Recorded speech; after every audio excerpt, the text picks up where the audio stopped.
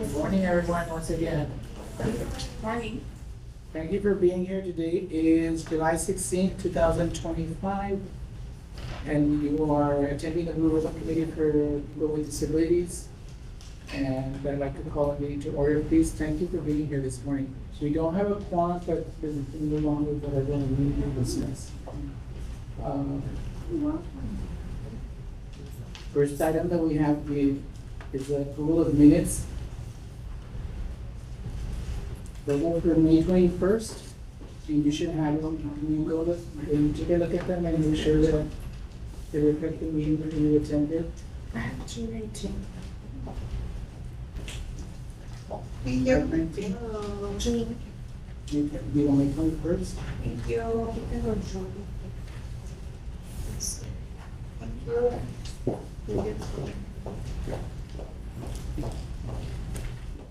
Don't judge my black and white copies.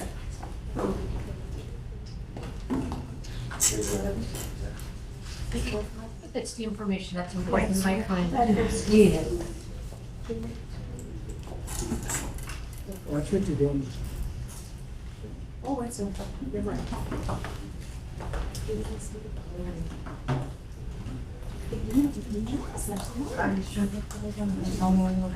Awesome, that's the best, thank you.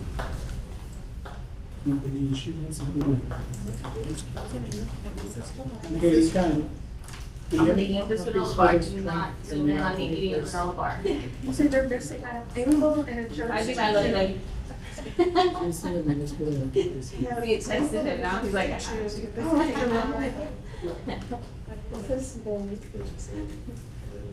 Okay, May. Well, good. You found it?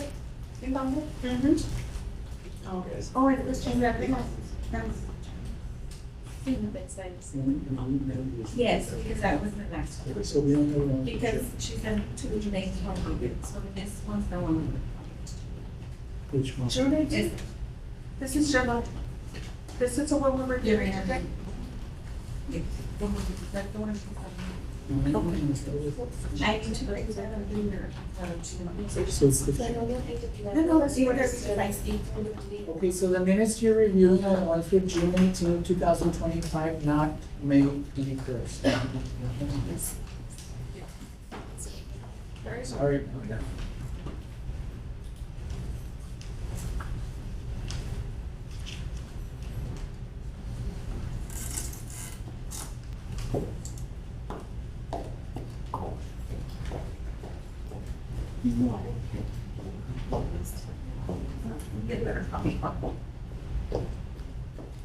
I just found it. I was like, that's what's missing.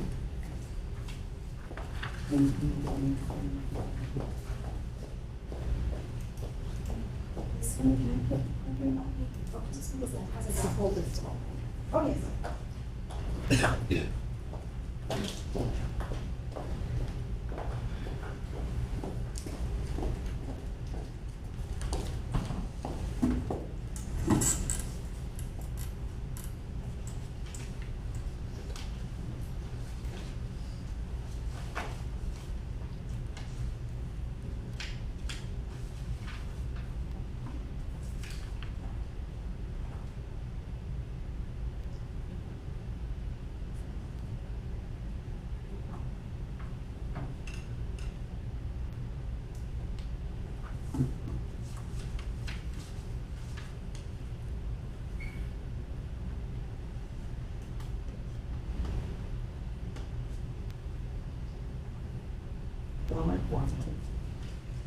I'm not that fine there, and I was like, oh. I didn't even know what else he had a pool. Mm-hmm. I didn't know. We had a person this time. It was so much fun. Did you have a lot of people? I didn't know if they were doing so many. It's okay. What is there? People having fun? Yeah, it's pretty good. Pusieron plot separada from steam. And actually, when you put plot, when you stand up becomes steam. That's what it's referring to. So why do that? Steam. Steam, S-T-E-A. And when you put in the parts, steam. It's just one of them on the church. We put this. We put this. Let's go ahead. Arts separado, And that's for everybody, that's inclusive of science check. that's for people to just get moving and grooving and, you know, but they'll also have accommodated, interest to it for persons with disabilities, so. The weights from like 2 pounds to. So we're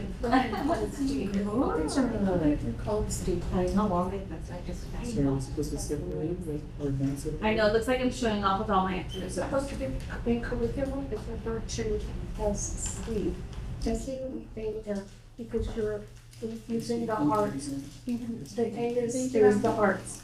So we need to put in Science, grades. One of the, actually, So we need to put in grades. Is a lot of those musical theater, and because they're including arts. how impactful that one was. That one actually, I felt like a little bit, Thank you. not uncomfortable, but I was a theater person, so my theater person, she's the one who's directing Beetlejuice. She did great, but we ended up doing like a little performance with singing and stuff at the end. And it was the most emotional family, show off day that we'd have.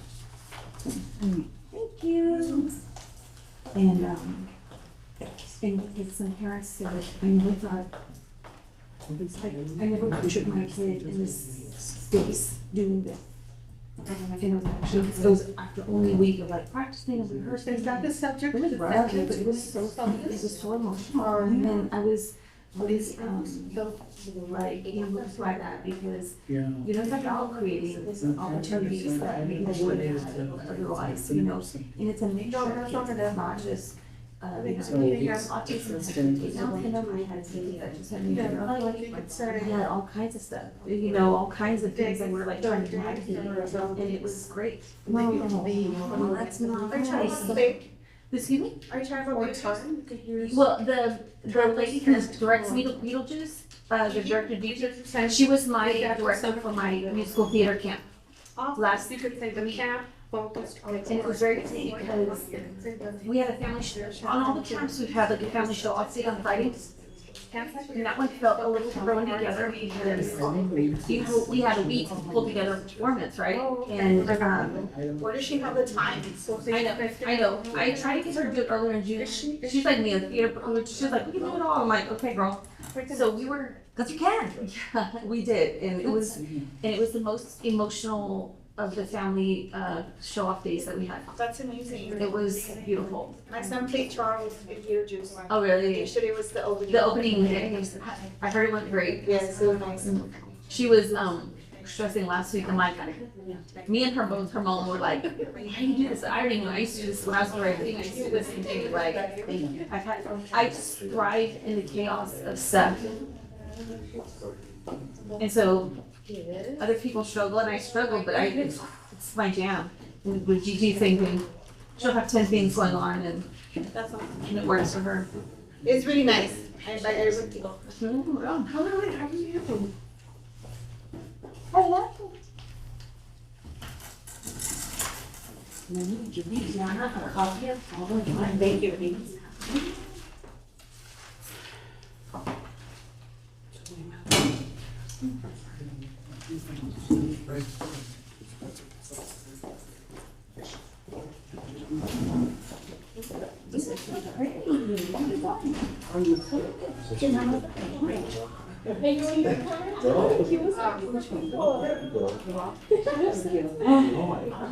Yes, it was good though. And I'm gonna email you those so you have the one. I appreciate it.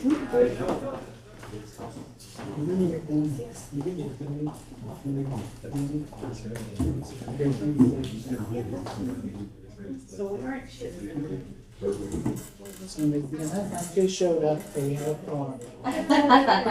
Thank you.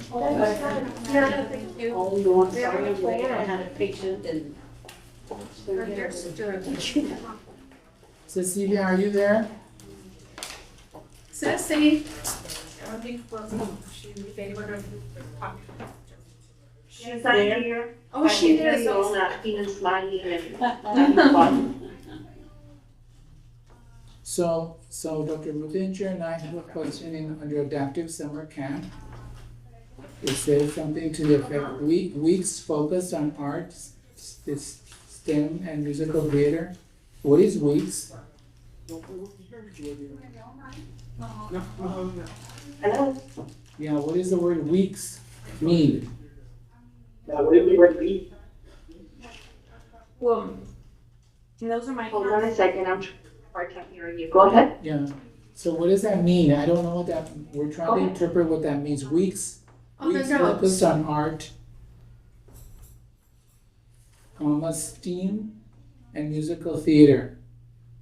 Or STEM, rather, I'm the one who put in STEAM. So The different weeks. tell me what weeks means. Are you talking to me? Yes, we're talking to you, we're asking a question to you, Ceci. Can you hear us? Hello? Can you Yes. see? It was, there was four adaptive, camp weeks. The 4 weeks, focused on actually sports, arts, STEM, and musical theater. Those 4 weeks, and each week focused on a different, area. She can't hear. So 1 week you focus on art, the other one on STEM. and the other on musical theater. Yes, and then, yeah, and actually the first one was the sports week. We had 4. So the 4 weeks focused on different areas. So could we change that to the program? Throughout 4 weeks, focus on something like that. Yeah. So we can clarify Yeah. this. I have no idea what weeks is, and no one's gonna know either. Okay. So we'll make that change in that second sentence to say something to the effect like the program focused on arts, STEM, and musical theater. I have an observation in that regard. In curriculum, when you talk about arts within STEM, you call it STEAM. Yeah. And we didn't do, they were 2 separate ones, but yes, I You know, what when you're saying, talking yeah. about just in general, what you focused on in the curriculum for the program, you might want to say STEAM, just because you did infuse all the arts in there, including musical theater, Yeah. that's which four. is like me, metal. That's awesome. Okay, let's change this. She can't hear? Ceci, can you hear? Ceci here?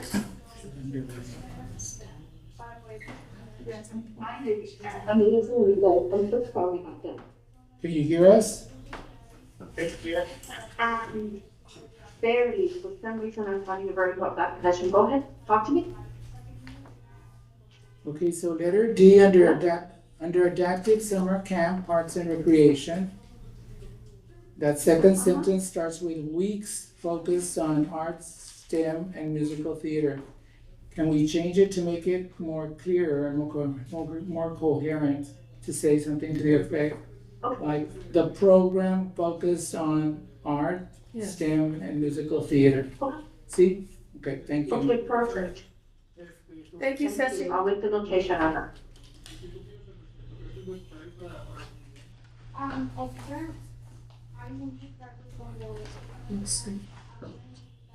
Okay, so if there are no other changes or revisions, can I have somebody motion to approve the minutes? I'll move. Can I have a second? Okay. Okay, second, thank you. Okay, so the minutes are approved with just that revision in that area that we discussed. Jill? Okay.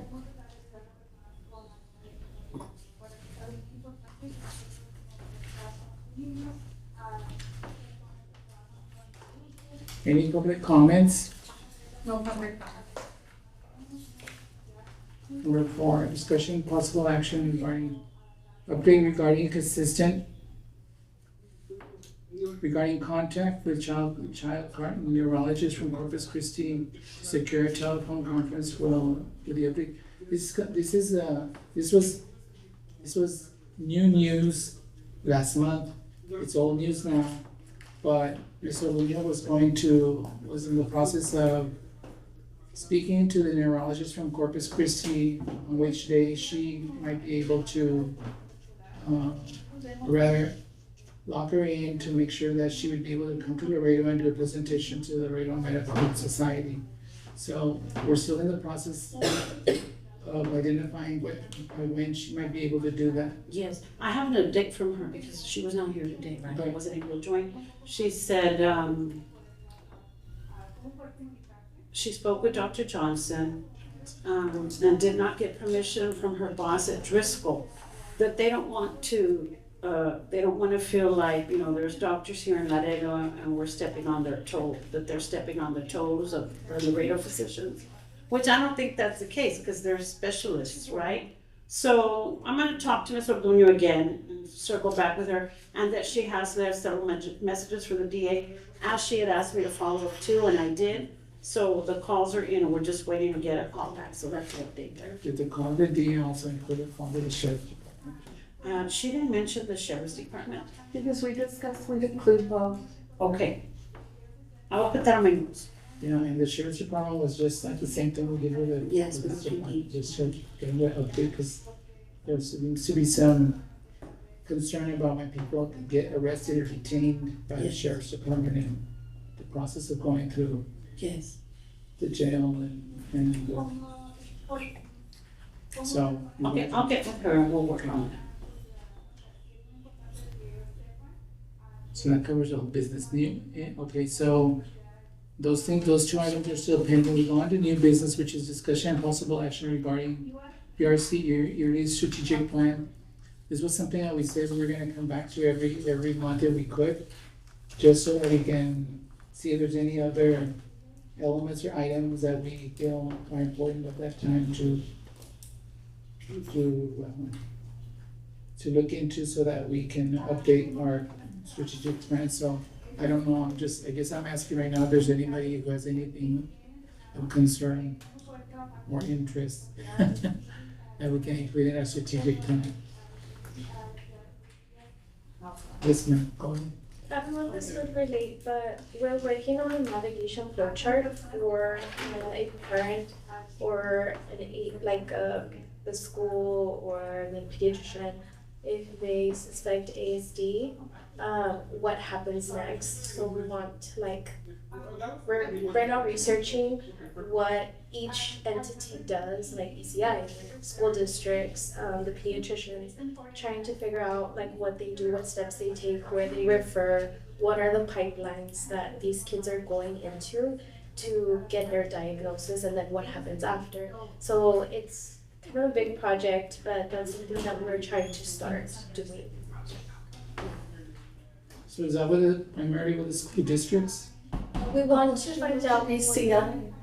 ECI, we want to find out what the school districts do, because I know the school districts ask for a school psychologist to diagnose. Who are the school psychologists in Laredo? What are the resources that parents have to go and get that as early as possible for their children to get the intervention that they need. The earlier the better. So we're working on that, and it's just about getting with each entity to find out what their workflow is, what their pipelines are. So what do we as a committee need to help you with? Probably getting contact information for different people, but I think right now I'm just working out the plan of how we're gonna work that, and then see what information we have and see what information we're missing, and then kind of tap into everybody and see who knows who. Now, you mentioned different people. Who will those people be? What is it you're looking to? I missed it, I'm sorry. Oh, The different people, who would that be? people for what? The contact people that Yeah. Well, people at the school district Oh, has that okay. information. Okay. ECI, who can I speak to give me Those their work. partners, right? Yes, our Okay. partnerships, yeah. Okay, Okay, so the plan is to do like a master plan of how Develop a develop It's a gonna be a process. flow chart to provide to parents, pediatricians, out in the community so that they can say, okay, you suspect your child has ASD, what do you do next? Mm. Have they been connected to ECI? What do they need a hearing test? Do they need a vision test? The different workflows for each entity and what each entity does. That way we kind of are all together and we're all on the same page about diagnosing. So he brought up the strategic plan. Where would that be plugged into if we could? Would that be under strengthening the committee's accessibility and inclusion and community? Would you want us to plug into that, or Possibly. trying to think where we could plug it in? Well, as far as like Laredo ISD, I know Mr. Olivares, we all have a working relationship with ISD. And I'm sure UISD as well with the spec department. So I mean, any questions that you all have, Yes. we'll be happy to help you out. For sure. Yeah, they have a pretty detailed plan, in fact. They do. Yeah, it's a, We've got that background too. yeah, it's a, Like right district- now, we would just need like who are the people to speak to get that information. Well, special ed department, Okay. I'm a supervisor with the spec department. And of course, we go through the channels, like we have to go through the channels, but I mean, we're always willing to help Yes. any individuals. Typically, the referrals come through each neighborhood school when parents reach out typically to a principal. And then the referral process is initiated. We also have our social workers, those are the first Social line for workers. ECI. as I say, for ECI, Two-year it's, old to right, because that's what they start at, yeah, early childhood, so the social workers start, but like, Frank Gutierrez, or, he's the one who worked with us on he is a good contact for UISD, because there's a pretty, like, outlined, procedure. Yeah. So I would say that they could give you, and I'm sure it's the same, I'm sure it's very similar. Yes. So they have it mostly spelled out already, yeah, at least in the school districts. Yes. If Yeah, we somebody, have to follow federal, it's Yeah. not federal law, yeah, we follow The guidelines. specs. Yes. I'm super sorry, I missed the topic. Can we? she's just talking about what, I thought it was. Oh, okay. Yeah.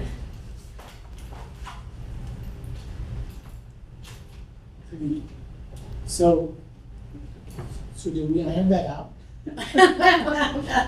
Next time, I can show you guys, like the skeleton of the flow chart. Oh, good. It's Yeah, not. that would be good. It's not completely done or anything, there's a lot of That's stuff. okay, yeah, so that it could But kind kind of. of what we wanted to. Yes, absolutely, and then we can see where we can plug in and partner this. and I think it's important because we almost have to keep on repeating that this happens before they get to school, like they don't need to wait till they get to school That's for right. intervention.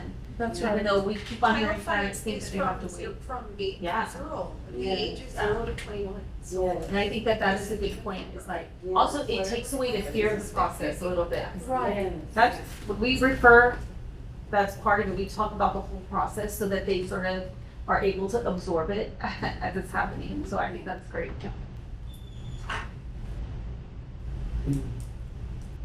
So bring your flow chart next month. Yes, we have it, but I can show it to you guys after. Okay, thank you.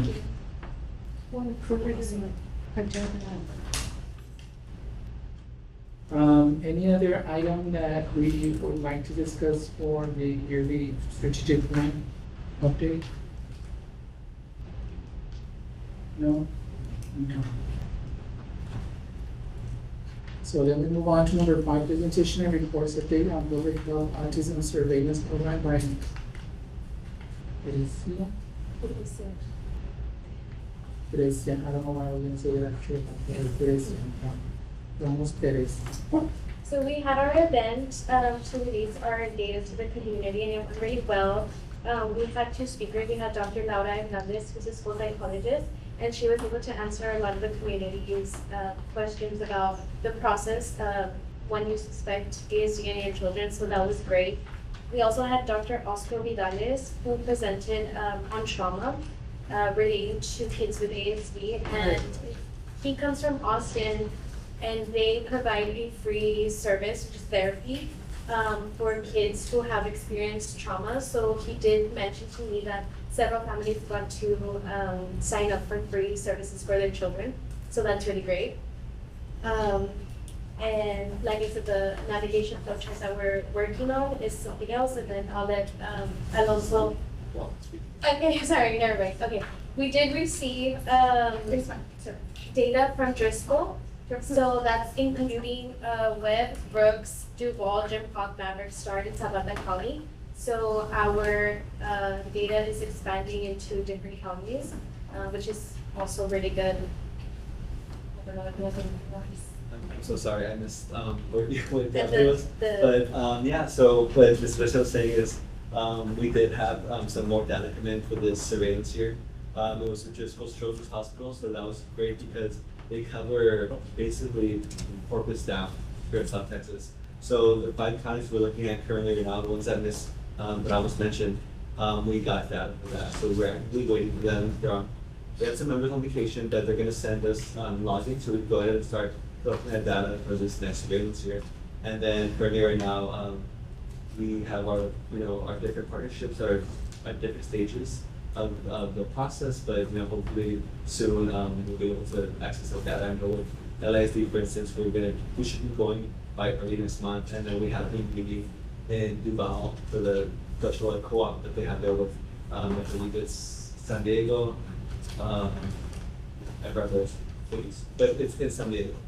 And they have their co-op with 3 different school districts, and we're gonna have our meeting, I believe, August 11th? Yes. August 11th, yes. So we'll go ahead and build that partnership, so we'll basically be covering freer medically, not freer, sorry, Duval County medically and education-wise.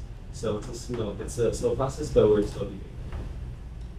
Another thing I want to mention is that after the event, a nurse practitioner for the local pediatric neurologist reached out and invited us to present at a Laredo Pediatrician Coalition to talk about what we do and see if we can engage other members of the medical community to give us their data. That's great. So I have a question. You said Corpus and down. Are you all collecting that information from those different communities? Currently right now it's only 5 counties.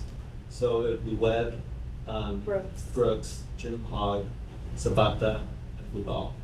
And we'll also work on Mavericks and the Stars as well. So it expanded since the 5. But it's currently those counties right now. So that was part of the original project that you all were going to collect that data? So the original project is we set our own surveillance area. So it's kind of what can we accomplish within 2.5 and give us the collect data between the sites. So we started off first with June Beverly Municipal Project. We started off with Webb County. But now that we did Webb County already, we want to expand so we can have a better picture of not just Laredo, but more South Texas as well. And so if you look at other sites within the project, they cover, a quarter of the state, but they cover, it's a major metropolitan area, so it's just 3 counties. You're talking about, over millions of people within these counties. So we're just trying to reflect, those bigger counties and those other sites by having a bigger population, so we're going to, like I said, show the prevalence of ASD in a larger community, this being South Texas. So we set our own surveillance area. Yeah, well, my question was, are we collecting data for Laredo or what kind of, so I mentioned, you mentioned Corpus and the laws that we should be responsible for their data. No, it's weird. Originally it was just Laredo, but again, we want to go ahead and show more. So the information or the data that you all collect, Was do just you send it to Austin to be, oh, or do you all do all the mathematical work here? We All the analytical work we here? use some analysis here. The rest is sent to the CDC in Georgia. So it's with the Centers of Disease Control, that's where our grant was. It's under the Funded by the CDC. So it goes straight to the federal government. And the ones who. Is that a federal grant?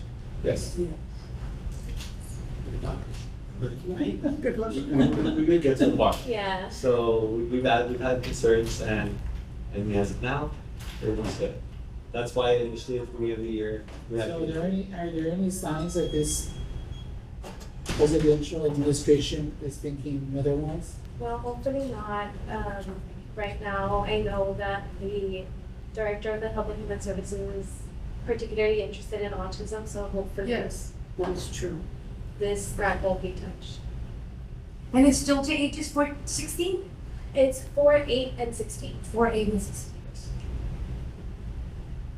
And the expansion is good because that would make us more competitive for the next cycle Grant cycle. to get renewed.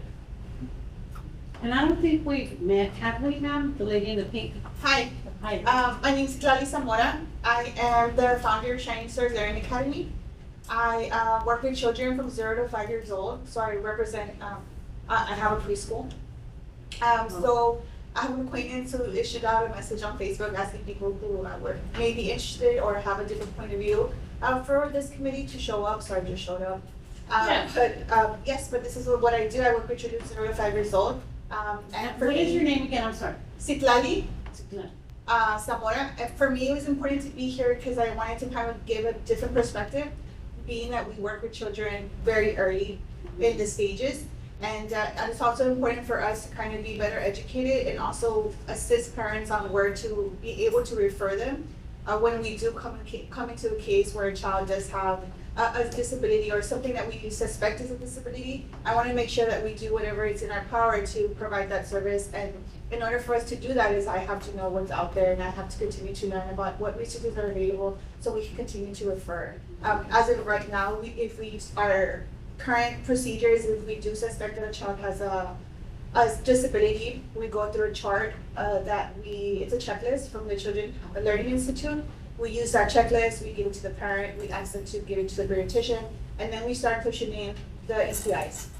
We start referring them to ECI.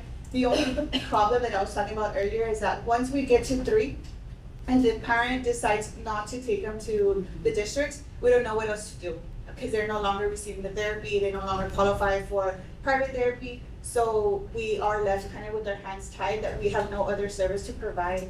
So my perspective is wanting to know, okay, what else do I do? Because we are at a standstill when it comes to age 3. There's no other service. You're saying sometimes parents decide not to register their children for services for the public school? Yes, so there's a lot of stigma when it comes to parents and the units and things like that. So they will rather keep them in a childcare facility like ours for an extended period of time because they feel like they're going to be a little bit more of the care and it's not a school setting. So you will run into a situation where a parent just feels better for them to be in a childcare facility like ours instead of going into the ISDs or the UISDs. What grade do you serve? We serve children up to 5 years old. So my license has up to 5. There's other childcare facilities that have up to 12. The only issue that we have is that obviously we're not trained. We're not necessarily as qualified. And there isn't enough training for us to be able to provide the service. So our intention is always to refer to the right resources, but there are sometimes no other resources for us to refer to. So I just wanted to kind of be here and just point out that for us, when we do work with children that are young, after a certain age, our hands are tied. We try our best to refer to ECI and then push to the district, but there are times where a parent just feels they don't want to. I was gonna say, even at the school level, we have parents who refuse services, and that's just what it is. At my camp, I had 5 kids, which I was not expecting, who are homeschooled. Wow. And out of those homeschooled, 2 of them, clearly there's something happening, but 0 diagnosis. Formal diagnosis, right? Because the parents did not feel like, they just did not feel like they felt like they didn't need to have the diagnosis. And sometimes there's also a distrust. Yeah. There's a distrust. Right. From the district, or it's just lack of knowledge, or it's a lot of different things that will enable a parent not to. I think it's more than anything lack of education. Yes, that knowledge. Right. The The knowledge. lack of education, the the advocacy, right? Yes. And that's where the disconnect. So what we try to do is we provide a checklist every 6 months. So every 6 months, we tell you this is where your child is at. Developmental checklist. So there's a developmental checklist and there's also an academic checklist. And on the developmental checklist, we give it to parents, and then if we see that there's red flags, we do have that meeting and we let them know, hey, this is what your child is doing. This is what we see. This is what we observe. If for any reason I see that the parent is just like doesn't see it, I personally will sit them down, have them show them the cameras, so that they can see their child, which we shouldn't compare because all children are different, but so that they can see what their child's behavior is in a classroom setting. And that a lot of the times I've noticed that is what opens their eyes. When they see what their child is doing outside of their home environment, in an environment where it's a structured environment. That has helped us kind of open parents' eyes of, hey, there may be something here and we need to attack it as soon as possible with early intervention. May I interject a question for Amy? Amy Allred, she supervises special education at Laredo Independent School District. Do you suppose that this may be a reason why the move from TEA was to have a non-categorical for age 3 and below children? Do you suppose that that's why it was done?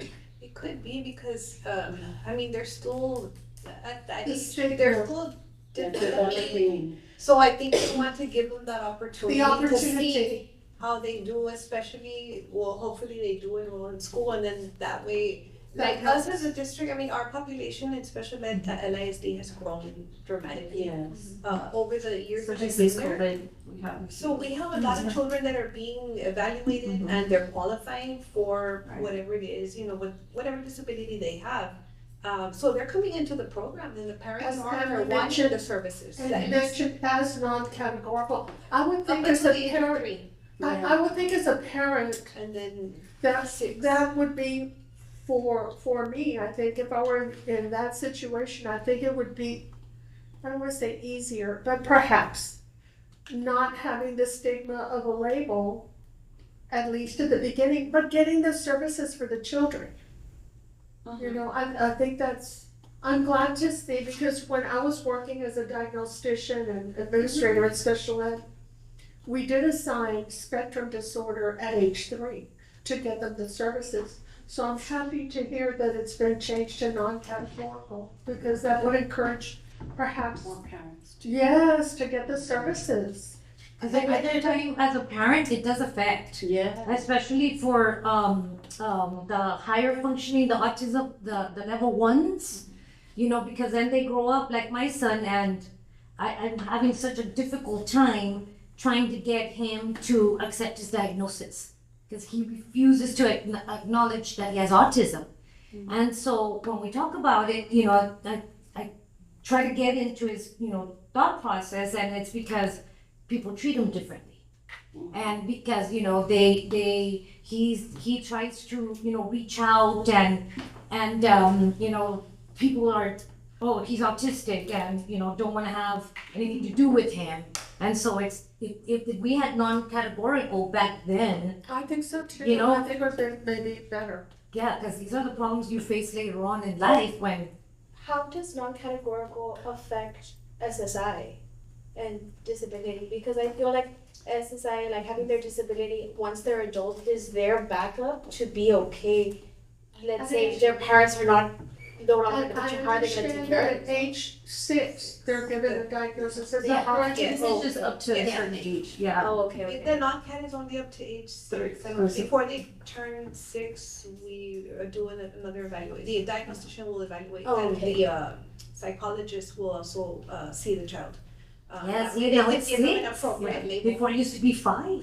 No, it's 6 before the age. Before the age of 6. Yeah, but before it used to be the age of 5, because when we got diagnosed with PDD-NOS. It's been a while. Yeah, and they haven't Well, given them out. Yeah, it's at the age of 5 because it has to happen before the age of 6. Well, before the Oh, age of 6. Right, so that's the same. Okay. But I mean, they have up until before they turn 6, Oh, okay. by law. you, Everything's Amy. with law. Thank you. And I think it's interesting because I think on the flip side of that, there's some people that as we talk about autism spectrum, they start to understand themselves better.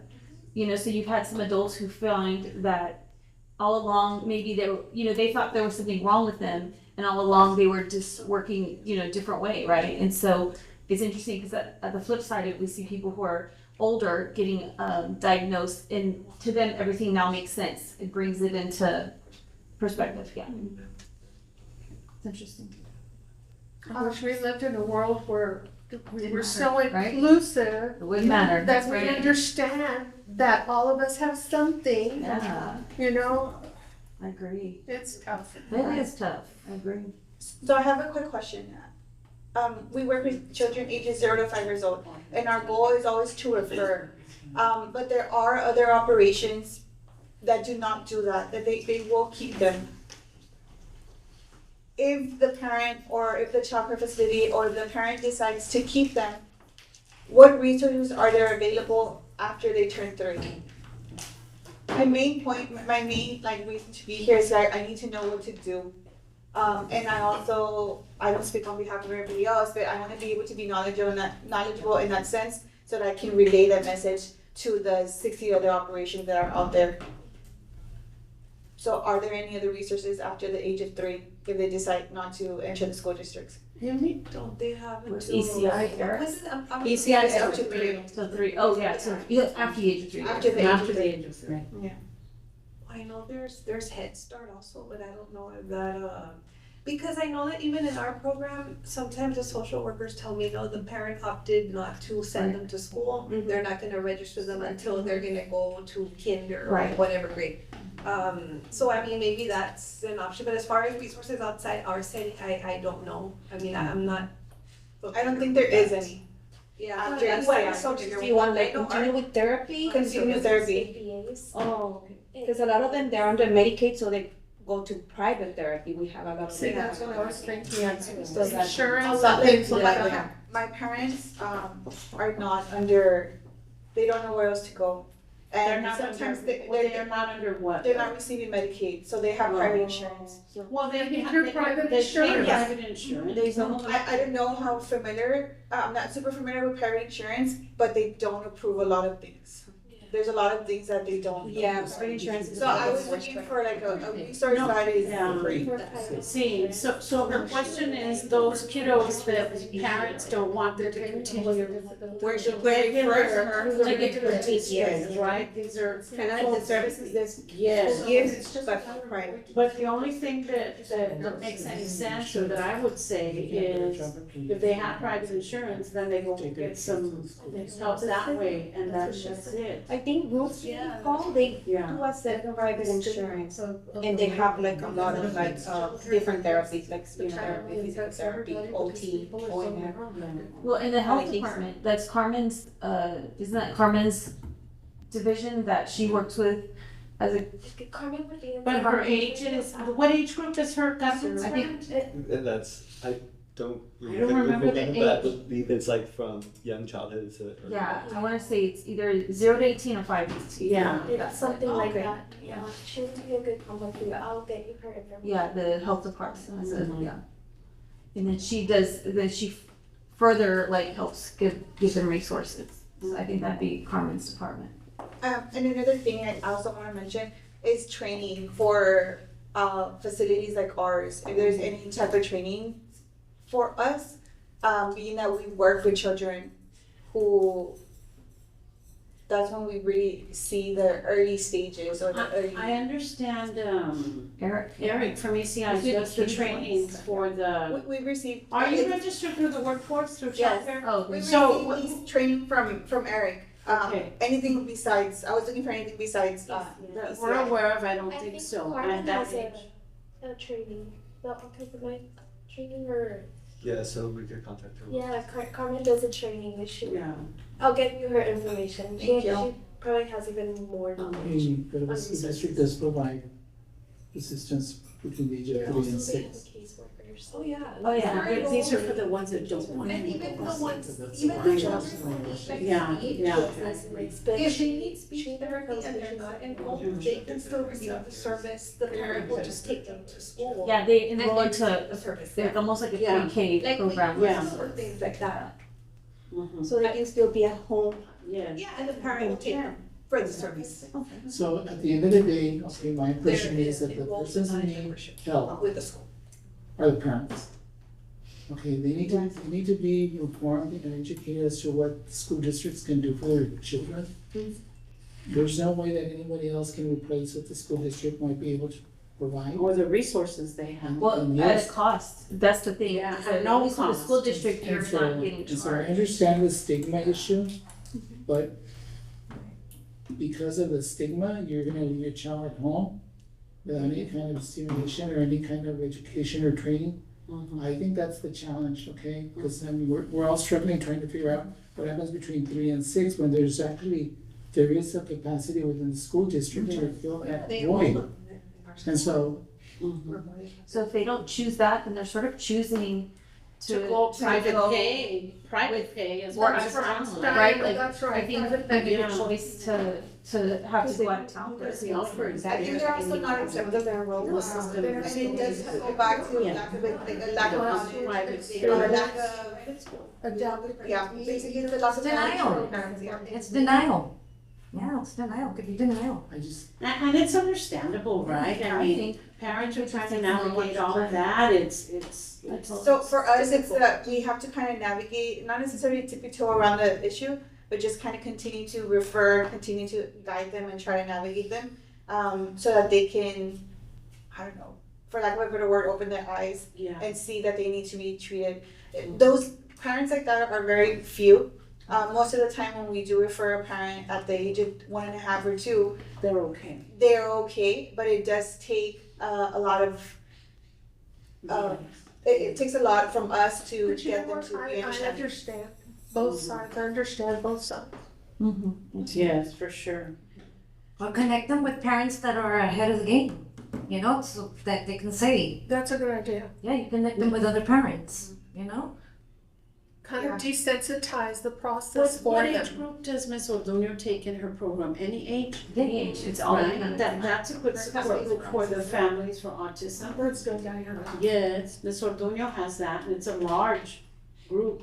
And there's some advocacy there, you know, maybe sometimes when a parent can speak with a parent and kind of relate to what the situation is. Yes. That may be someone you That all would can help, tap like, into. be sensitized to the idea of Mhm. intervention, you know, but unfortunately, many times the intervention, you have to have the label.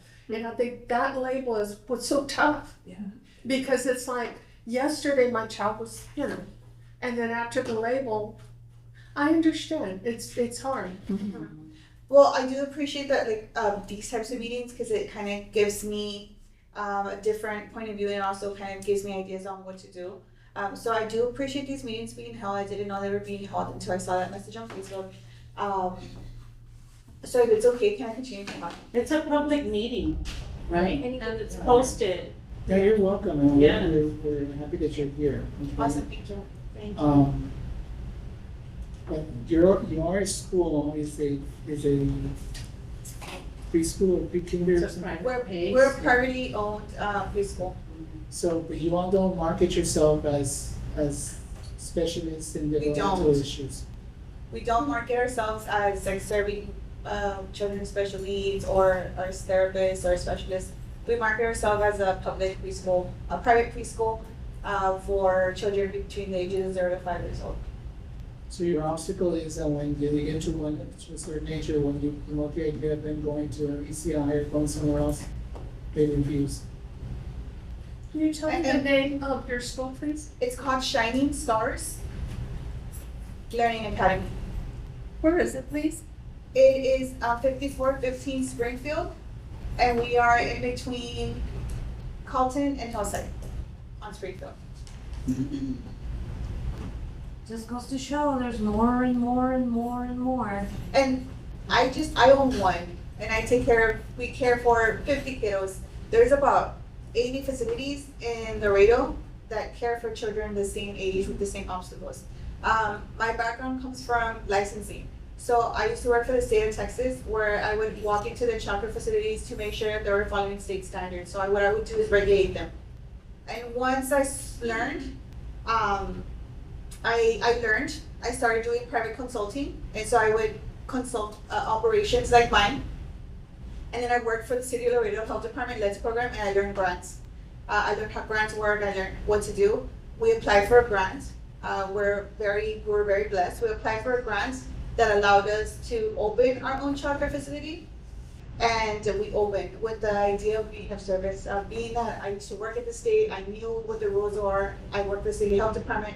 I knew what services and being of services. So that's what when we opened with that intent.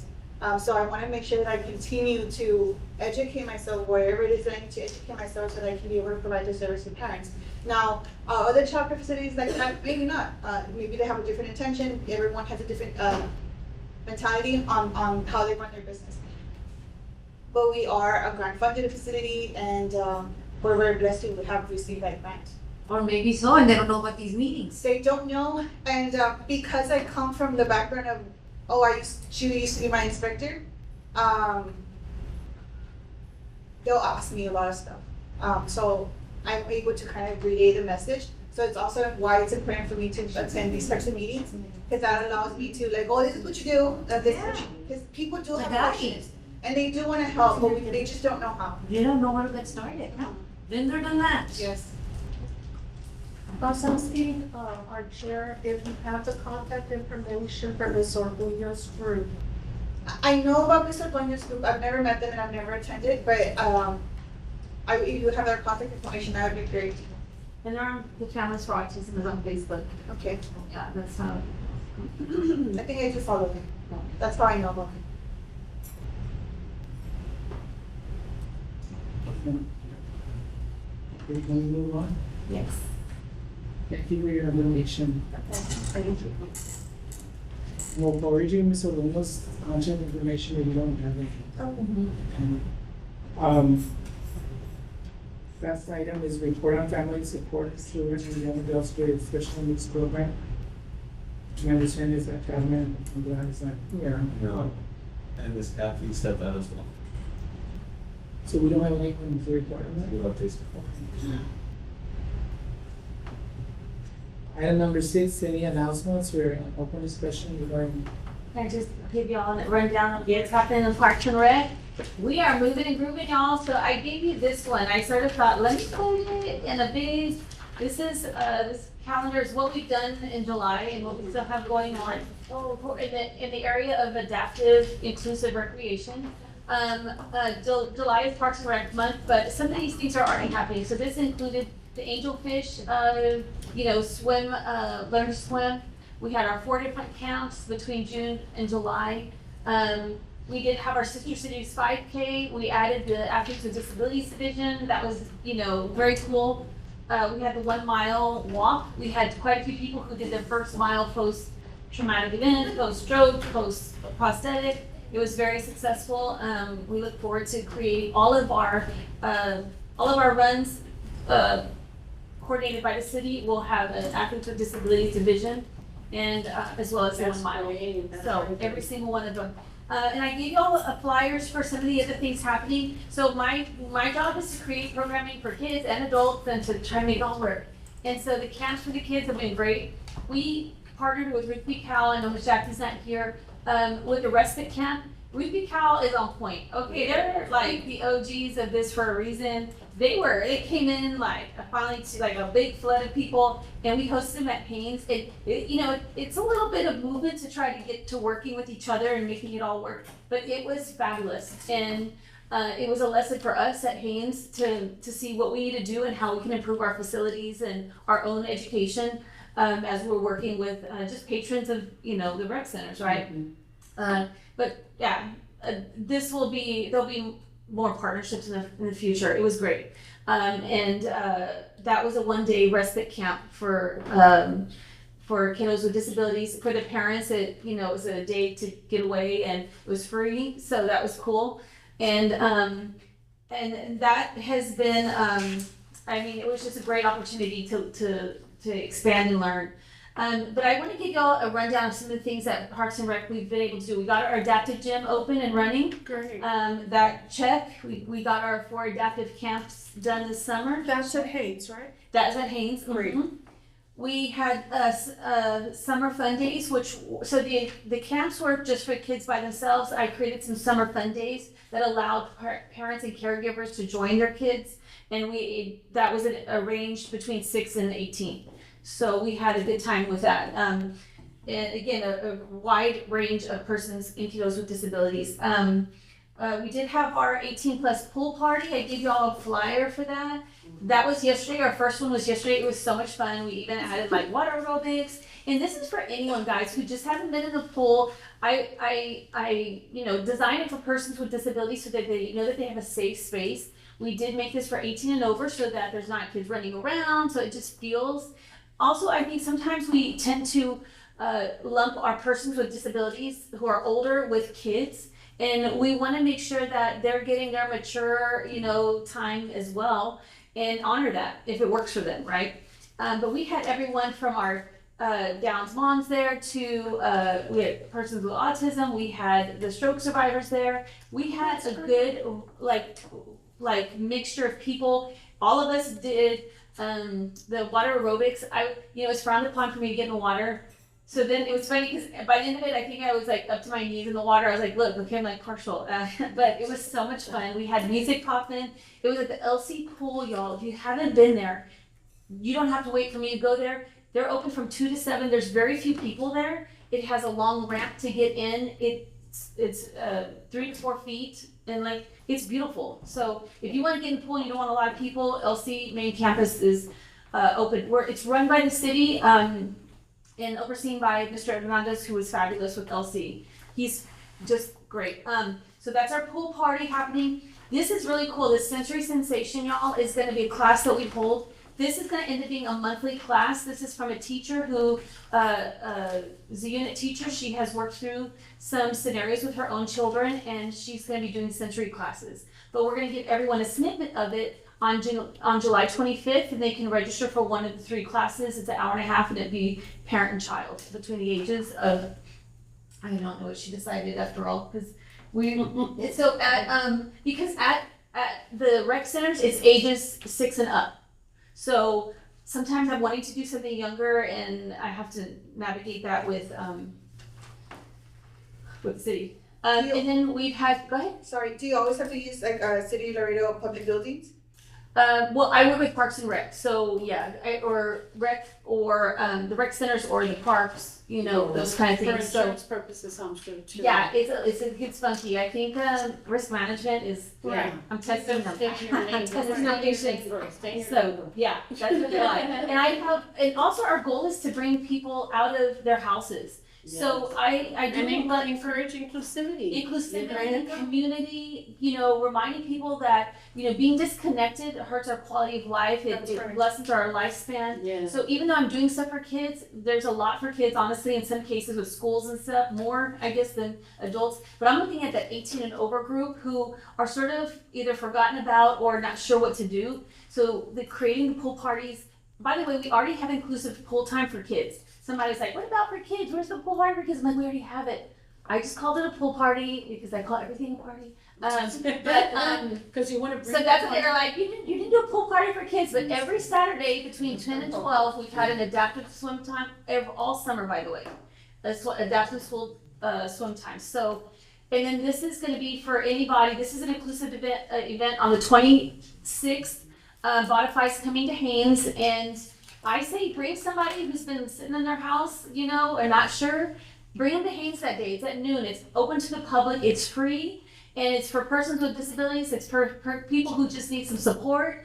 And you know what? I got the people from Bodify because I'm selfish. They're pretty good looking, very inspiring, and so. But they have good energy. So this is a free event to join us. But that's about it. We do have things coming up in the future. I'm starting to do some wellness stuff as well. I spoke with the stroke survivors who are excited to complete their first mile post-stroke. That's super. Because I had extra medals, I told them if you weren't there on Sunday, tell me, send me a selfie that you've done your first mile, right? So that challenge accepted. They went to the mall today and they all got in their mile. So I owe 8 medals for these stroke survivors who got in their mile. And they're very, very active. Oh, they were inspiring. Oh my goodness. Yeah. I'm like, they had me, Jesse, I'm like, okay, Jesse, calm down. But no, he's great. And I tell them also by them getting out and showing what they're doing, it encourages other people who are not sure. Inspired. Yes. And so I tell them don't underestimate the power of inspiration, and getting people out there. Also creating community and letting them know that you're not even by yourself, I got you. But Ernesto Molina, I walked with him the mile. I made Miss Stanley walk also, y'all. And I'm like, come on, Miss Stanley, just walk and talk. So we did his first mile. He had a stroke 2 years ago and then lost his good leg to a spider bite 6 months after his stroke.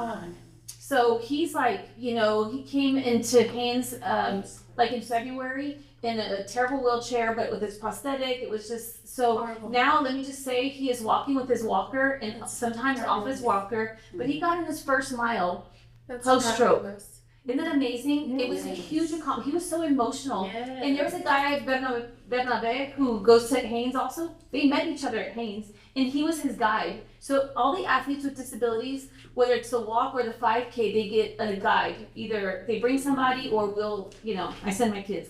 But yeah, and so they met at Haynes. And then he was able to be there for that moment. We were all able to share that moment with Ernesto crossing the finish line. It was powerful for all of us. So my mom even called me. She showed up at Tai Chi on Tuesday, you know, at Haynes. So I believe that, you know, as we continue to spread what y'all have already started, you know, before I even got here, it's incredible. It makes a difference. And all the information that y'all give out is powerful. And I just want you to know that. So And I just want you to know you're doing a great job. Thank you. So we're continuing to work with our adults with disabilities, getting them into the pool has been a challenge, but I'm like, let's figure this out, you know. So aquatics has been incredible. You know, it's unfortunate we have a spending freeze right now, so I'm going to actually seek other funding so that I can continue my programming. I don't want to slow down until October. So but I'm energized by other people. Like I sometimes am not even sure the direction to go, but somebody contacts me, or like we're gonna do an adaptive basketball camp at Haynes the last week of July because somebody contacted me and she already has like the format of it. I'm like, girl, let's do this. So like, you know, I'm responding to the need, but also the desire for people to participate and be part of the solution has been incredible. And I just, you know, have to, you know, keep my vibe high and, you know, receive, right? And so, but y'all have been incredible. But I wanted y'all to know that all the things that are coming to us, we're listening and we are trying to answer the call as we can. Yeah. Thank you, Jenny. Thank you. Thank you. So do you have anything for a pool party for maturing Yeah, that's what this is community for. members? 18 and over? 18 and over. I'm not even checking Yetis. Oh, it's frowned upon when I say that by the city, but this one is a fun one. Y'all have to go to the next one. And even when we did the water aerobics, Mr. Duno went even with Tito, and I'm like, Mr. Duno, get in there. You know, it was a lot of fun, and I think we were all surprised about how much fun we had. And even my assistants, I was like, get in the pool, you know. So everyone had a great time, and I'm just grateful to be able to be around it, you know. But it's from 6:30 to 8:30. It's free. LC pool, come on in. You know what was also wonderful is Mr. Hernandez, who keeps that pool, who maintains the LC pool. He's lonely because that pool is by itself. So if you want to go to an empty pool, it's open 2 to 7, like Tuesday through Saturday, you know. But he was so grateful for the opportunity, and he was just so happy. So I feel like it was a great event because it was hosted also by, he took a lot of time and energy and love into taking care of the pool and putting in noodles and like beach balls and, you know, so I feel like that was part of what made it so amazing. What's the depth? 3 feet to 4 feet. There's one little 5-foot strip. It's so weird. It's like you're 5 feet for like 6 inches, but safe. And the ramp is awesome to get in. So, but I really feel like it was successful because Mr. Hernandez, he just has good energy and he was grateful to be able to host us. So we're gonna try to get 3 more nights in August. I think I'm testing Parks and Rec's, you know, budget, but we're gonna do it. We're gonna do it. Good. He's wonderful. But y'all, let me know also, please email me or shout out to me if y'all think of any other activities that we're missing or we can do. Line dancing is gonna be back by popular demand, by the way. We did a Saturday of line dancing and I've not heard the end of it, but I haven't had another one. But I'm gonna invite y'all. We're gonna do a Blue Ribbon Committee event and Line dancing. we'll do line dancing. Yeah, I'm gonna have y'all. It'll be fun. It feels really good. We should start every meeting with it like that. Right, we should. Jumping jacks. Did you hear that? We should start every meeting with line dancing. You know what? I will help you. At this point, I am ready to be an instructor. I'll be up first. Okay. Thanks for all Thank you guys. Any other Appreciate y'all. announcements? No? No, We're good. We're running late. we're running very good. Okay, so can we adjourn? Can I have somebody? Yes, yeah. Sharon, Mhm. second? Thank you. Second. Okay. guys. Thank you all. Thank you.